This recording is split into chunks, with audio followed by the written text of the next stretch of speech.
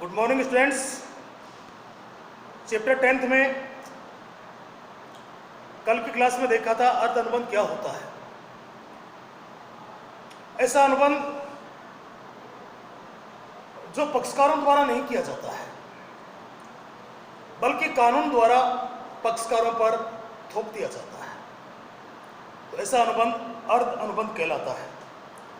इसका जन्म कानून से होता है। पक्षकार आपसी वचनों के आदान प्रदान से इसको जन्म नहीं देते हैं बल्कि इसका जन्म कानून से होता है। तो कितने प्रकार हैं देखिए, अर्ध अनुबंध के 3 प्रकार हैं। Number first,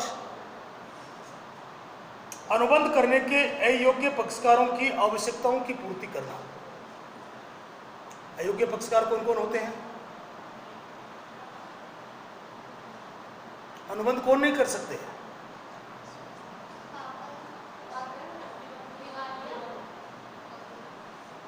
अवयस्क, minor, unsound mind, अस्वस्थ मस्तिष्क, और कानून ने जिसे अयोग्य घोषित कर दिया है। 3 पक्ष अनुबंध करने के योग्य नहीं होते हैं। अनुबंध करने के अयोग्य पक्षकारों की आवश्यकताओं की पूर्ति करना। कोई माइनर है या पागल है तो उनके, क्योंकि अनुबंध करने की स्थिति में नहीं होते हैं, तो इनकी आवश्यकताओं की पूर्ति करना। आवश्यकता कौन सी? जीवन निर्वाह की, जो जीवन जीने के लिए जरूरी है, उन आवश्यकताओं की पूर्ति करना। मान लीजिए नेहा, नहीं रेखा एक पागल स्त्री है। अब पागल है तो वो अपनी आवश्यकताओं की पूर्ति खुद नहीं कर सकती है। राम जो उसके पड़ोस में रहता है वो उसकी आवश्यकताओं की पूर्ति करता है। तो कानून ने रेखा पर यह बात अब थोप दी है कि आवश्यकता की पूर्ति में जितना उसने खर्चा किया है वो उतना उसकी संपत्ति में से हिस्सा प्राप्त कर सकता है। उसकी संपत्ति को बेचकर वो उतना मूल्य वसूल कर सकता है जितना उसने खर्च किया। तो दोनों के बीच में कोई अनुबंध नहीं हुआ है, लेकिन कानून ने अनुबंध थोप दिया है कि जितना आवश्यकता की पूर्ति पर धन खर्च किया गया है वो रेखा राम को लौटा है। अब वो लौटा नहीं सकती है तो राम उसकी संपत्ति में से उतनी वसूली कर सकता है।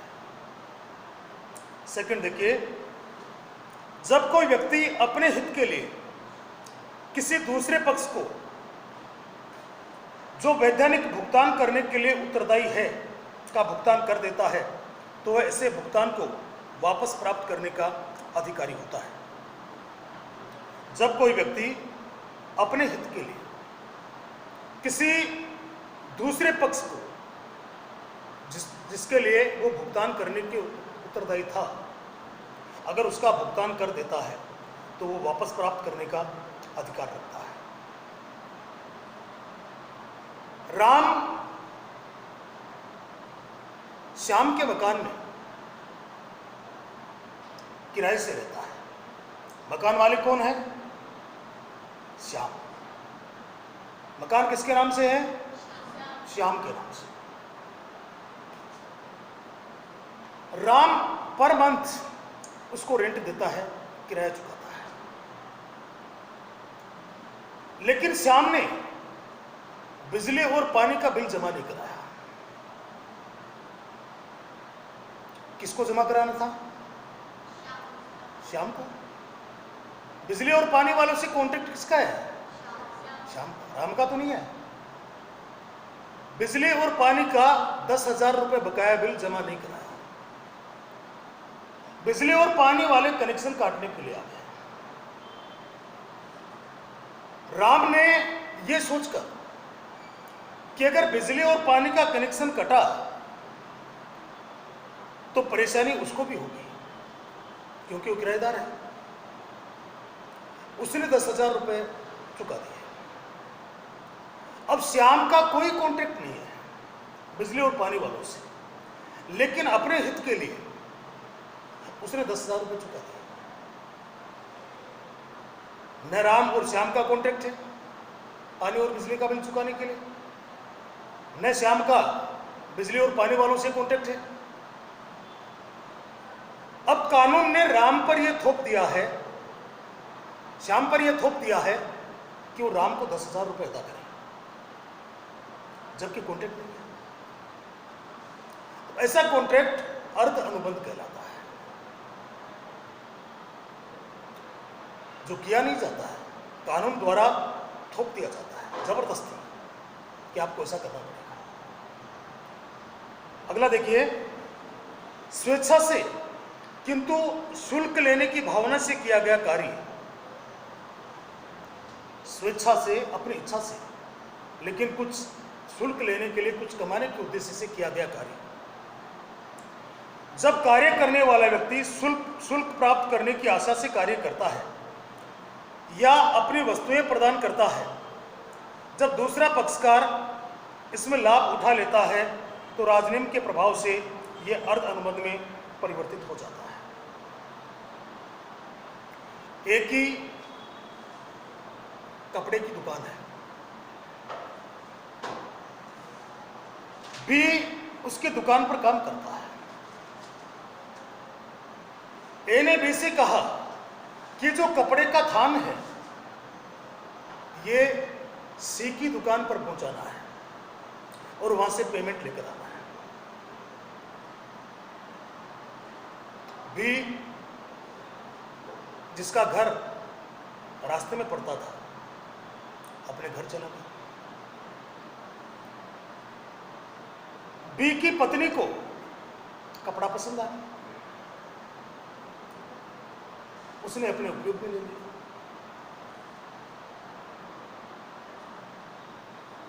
अब पेमेंट कौन करेगा? माल किसके पास आना था? सी के पास। सी के पास पहुंचा ही नहीं, पूछा नहीं तो वो पेमेंट कैसे देगा? अब कानून ने यह थोप दिया है कि बी सी को पेमेंट करे और सी ए को पेमेंट करे। इस प्रकार के जो अनुबंध होते हैं, कॉन्ट्रैक्ट किसका था? ए और सी का। सी ने मंगाया था कपड़ा ए से, तो कॉन्ट्रैक्ट किसका हुआ? ए और सी का। माल पहुंचना था सी के पास, उपयोग में ले लिया बीच वाले ने, तो ये अर्ध अनुबंध हो गया। बी का कोई कॉन्ट्रैक्ट नहीं था, कानून ने बी पर यह थोप दिया कि वो पेमेंट करे, जबकि पेमेंट सी को करना था। तो ऐसे अनुबंध अर्ध अनुबंध कहलाते हैं। आगे देखिए, हानि रक्षा या क्षतिपूर्ति के अनुबंध संबंधी वैधानिक प्रावधान। हानि रक्षा अनुबंध से ऐसे अनुबंध से है जिसमें एक पक्ष किसी दूसरे पक्ष को ऐसी हानि से बचाने का वचन देता है जो उसके द्वारा या उसके किसी व्यक्ति के द्वारा पहुंची हो। तो ऐसी हानि से बचाने का वचन देता है। जो व्यक्ति हानि से बचाने का वचन देता है उसे हानि रक्षक कहा जाता है, तथा जिसे हानि होती है उसे हानि रक्षाधारी कहा जाता है। फॉर एग्जाम्पल, ए और बी का मकान पास पास में है। एक ऐसी दीवार है जो ए और बी की जॉइंट दीवार है। उस दीवार के इधर ए का घर है, इधर बी का घर है। ए अपने मकान का विस्तार करना चाहता है, उसके लिए जो जॉइंट दीवार है उसको तोड़ना पड़ेगा। ए ने बी से यह कहा कि मेरे दीवार तोड़ने से अगर आपके मकान को कोई हानि पहुंचती है तो मैं 1 लाख रुपए आपको दूंगा। कब देगा? जब हानि पहुंचेगी। हानि पहुंचेगी तो 1 लाख रुपए देगा, नहीं पहुंचेगी तो नहीं देगा।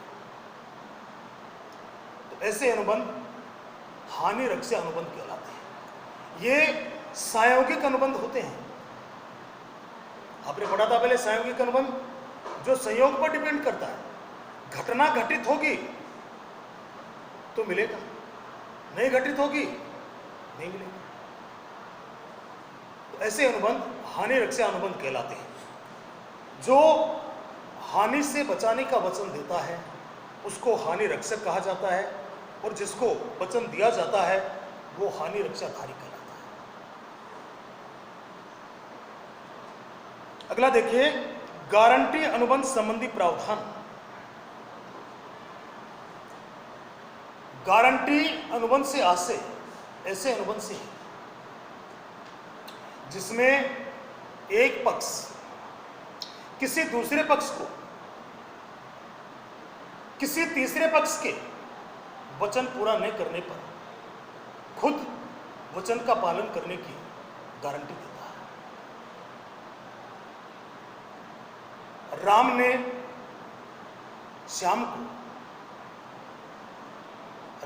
श्याम को सतीश से 2 लाख रुपए उधार दिलाए। गारंटर कौन है? राम के कहने पर सतीश ने 2 लाख रुपए श्याम को दिए। तो श्याम अगर अपने वचन को पूरा नहीं करता है तो कौन करेगा? श्याम अगर वापस भुगतान नहीं करता है, अपने वचन को पूरा नहीं करता है तो कौन करेगा? गारंटर कौन है? राम उस वचन को पूरा करेगा। तो देखिए, गारंटी के अनुबंध से आशय ऐसे अनुबंध से है जिसमें एक व्यक्ति दूसरे व्यक्ति से किसी तीसरे व्यक्ति की त्रुटि होने की दशा में उसके दायित्व को पूरा करने का वचन देता है। अगर तीसरा व्यक्ति गलती करेगा तो जो गारंटर है वो जिम्मेदार होगा। अगर वो कोई गलती नहीं करता है तो गारंटर की भी जिम्मेदारी खत्म हो जाती है। जो व्यक्ति गारंटी देता है वो प्रतिभू कहलाता है। क्या कहलाता है? प्रतिभू।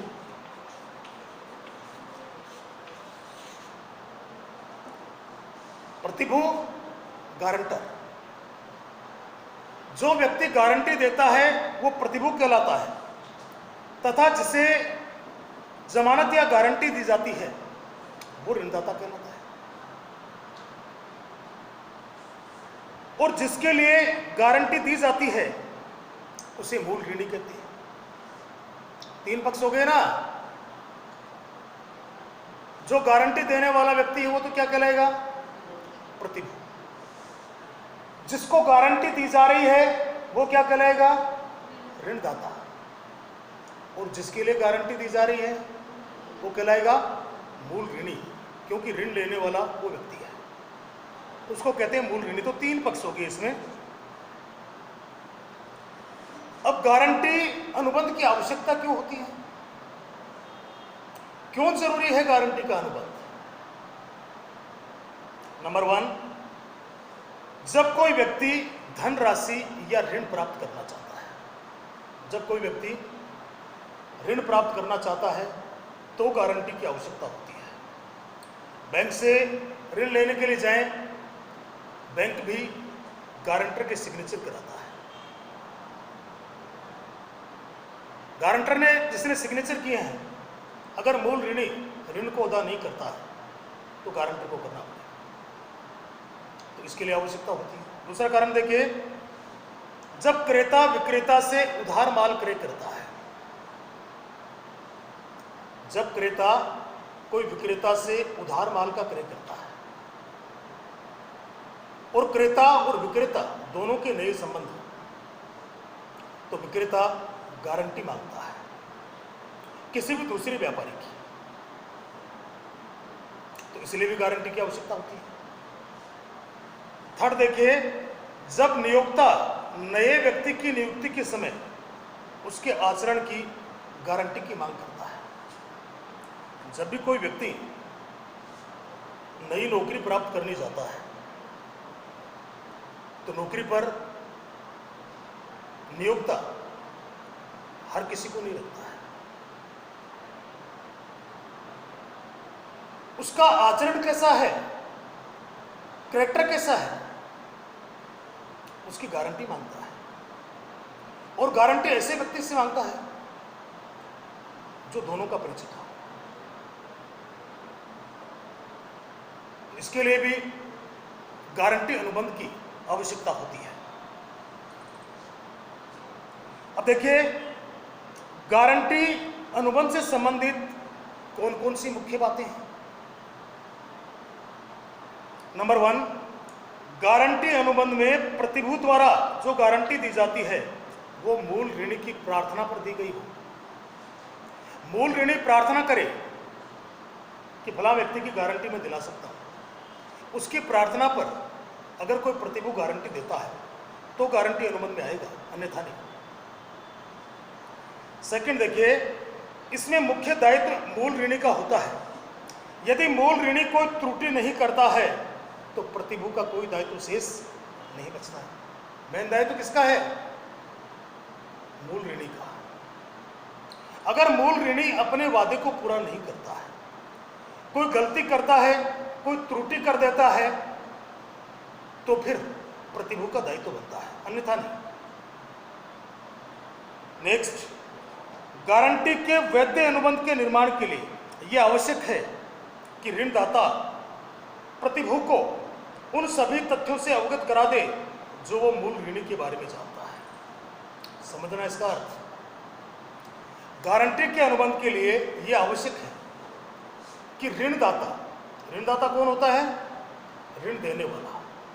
वो मूल ऋणी के बारे में जितनी सारी बातें वो जानता है, वो सभी बातें गारंटर को यानी प्रतिभूति को प्रकट कर दे, बता दे। अगर कोई ऋण लेने वाला व्यक्ति चोर है, जिसने पहले भी ऋण लिया किसी से और खा गया, अगर ऋणदाता को ये बात पता है तो उसको गारंटर को बतानी चाहिए कि आप जिसकी गारंटी दे रहे हैं वो इस तरह का व्यक्ति है, फिर भी आप गारंटी देना चाहते हैं तो कोई बात नहीं। तो अगर वो जानता है तो उसके बारे में प्रतिभूति को प्रकट करना चाहिए। नेक्स्ट, गारंटी का अनुबंध मौखिक या लिखित हो सकता है। गारंटी का अनुबंध मौखिक भी हो सकता है और लिखित भी हो सकता है। गारंटी द्वारा अनुबंध में यदि गारंटी मूल ऋणी की प्रार्थना पर नहीं दी गई है तो वैध अनुबंध नहीं माना जाएगा। अगर मूल ऋणी की प्रार्थना पर गारंटर ने गारंटी नहीं दी है तो ऐसा अनुबंध वैध अनुबंध नहीं माना जाएगा। प्रतिभूति का दायित्व मूल ऋणी के साथ सह विस्तृत है। सह विस्तृत का क्या अर्थ है? प्रतिभूति का दायित्व मूल ऋणी के साथ सह विस्तृत है। 1 लाख रुपए अगर किसी ने गारंटी पर दिलवाया, उसने 50,000 रुपए चुका दिए, बाकी कितने रहे? अब वो 50,000 रुपए नहीं दे रहा, तो गारंटर को कितने देने पड़ेंगे? 50,000। तो गारंटर का जो दायित्व है, प्रतिभूति का जो दायित्व है, वो मूल ऋणी के साथ सविस्तृत है। जितना उसने चुका दिया है ठीक है, जो नहीं चुका पाया है वो गारंटर को देना पड़ेगा। अर्थात जितना दायित्व मूल ऋणी का बकाया है उतनी राशि के लिए प्रतिभूति को उत्तरदायी ठहराया जाएगा। नेक्स्ट, प्रतिभूति का दायित्व गौण होता है। प्राथमिक दायित्व तो मूल ऋणी का होता है, प्रतिभूति का दायित्व यहां गौण होता है। गौण का मतलब कम महत्व का होता है। मूल दायित्व किसका है? मूल ऋणी का है कि वो चुका है। प्रतिभूति तो तब चुकाएगा जब मूल ऋणी फेल हो जाएगा।